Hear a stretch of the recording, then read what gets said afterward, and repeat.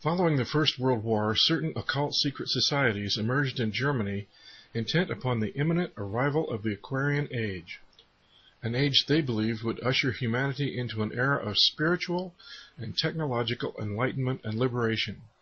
Members of these occult societies also believed that ancient lost civilizations once possessed technologies, long since forgotten to our modern understanding, that allowed them mastery of the seas and the skies and even interstellar space travel. Inspiration to rediscover such wondrous skills sprang from the pages of a novel published in 1871 by Rosicrucian author Edward Bulwer Lytton, entitled The Coming Race. Lytton tells the tale of an intrepid explorer who discovers an advanced race of humans living within a vast subterranean world who call themselves Vril. These beings had formerly been surface dwellers until a global catastrophe not unlike the Old Testament flood forced them to take refuge deep in the earth.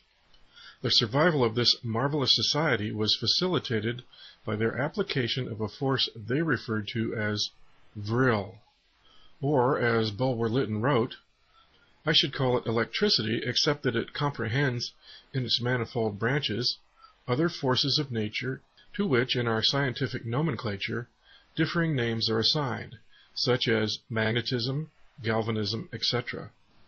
These people consider that in Vril they have arrived at the unity in natural energetic agencies which has been conjectured by many philosophers above ground.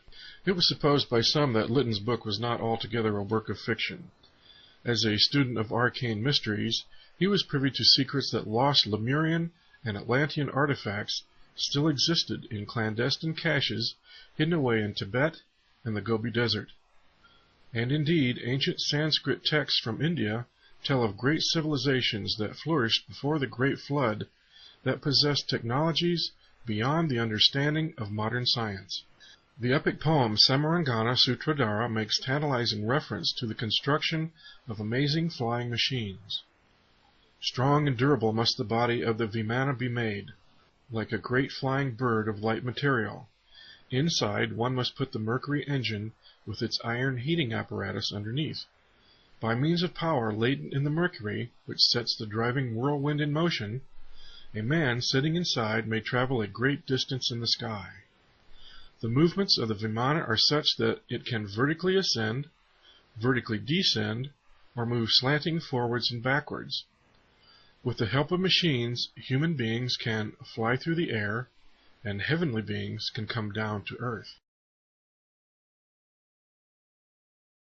German Oriental scholars and occultists of the Thule and Vril societies regarded such ancient myths as greatly significant, and during the lull between the First and Second World Wars, diligent efforts were put forth to seek out the source of this legendary energy and harness it as a viable technological reality.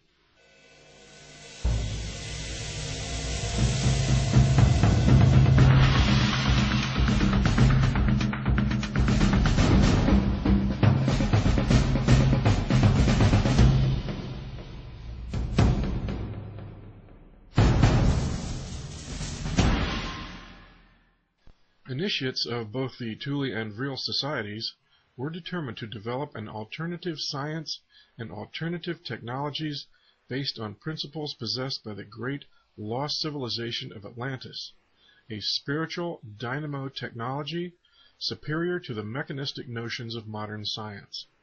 Thus, to rediscover this source of universal free energy and make it readily available as a benefit to the modern world became their goal. Hence the goal to harness Vril, prana, the fundamental limitless cosmic life force energy, a power source that would function harmoniously with our natural world, became an integral focus of these German secret societies. At the very heart of the Vril legend was a striking beauty named Maria Orsic. This gifted medium was leader of the Vrilerinnen, a team of psychic girls serving the Vril Gesellschaft, who characteristically wore their hair in long horsetails, contrary to the popular bobbed hairstyles of that era.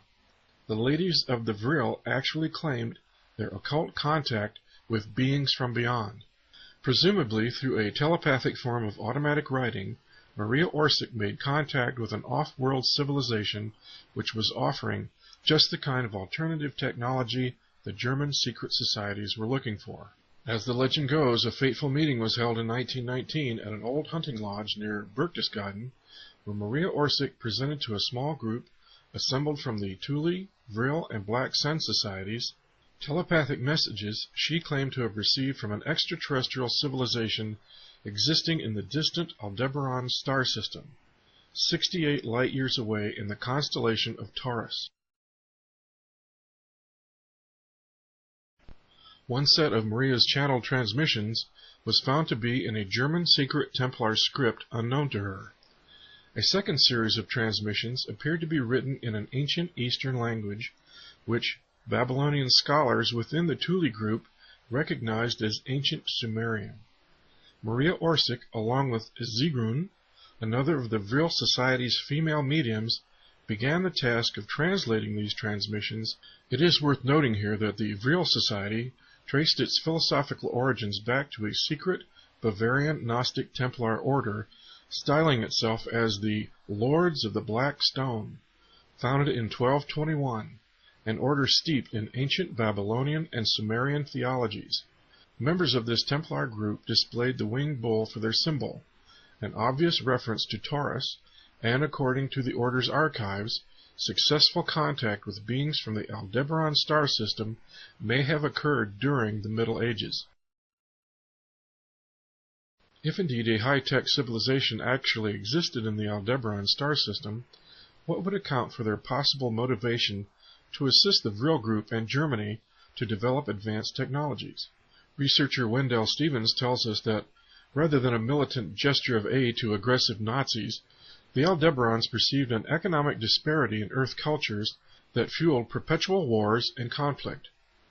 To alleviate this disparity, the Aldebarans reasoned that by offering free energy technologies used to create affordable mass transportation devices, a new innovative generation of industries promoting prosperity and greater peaceful interaction between nations might result, thus diminishing violent wars. Clearly, such a plan resonated with the members of the Vril Society and their dream for a utopian new world based on alternative science. Upon studying these otherworldly designs, Dr. W. O. Schumann and his associates from the University of Munich and the Thule Society realized the channeling actually contained viable physics. By Christmas of 1943, medium Maria Orsic of the Vril Gesellschaft claimed that subsequent transmissions from Aldebaran revealed there were 2 habitable planets orbiting that star, and that the ancient Mesopotamian civilization of Sumeria was linked to earlier colonies of Aldebaran explorers. The seers discovered that the Aldebaran written language was identical to that of the Sumerians, and was phonetically similar to that of spoken German. It was also revealed that a secret known to the ancient Sumerians, that in a regular 3,600-year cycle, the surface of planet Earth is devastated by the passing of a dwarf star, which is companion to our solar system. Allegedly, the Rockefeller Foundation paid $139,000 in 1946 to commission the publishing of an official history of World War II that deleted any and all references to the mystical and occult interests of the Third Reich. One of the Rockefeller Foundation's major contributors was Standard Oil.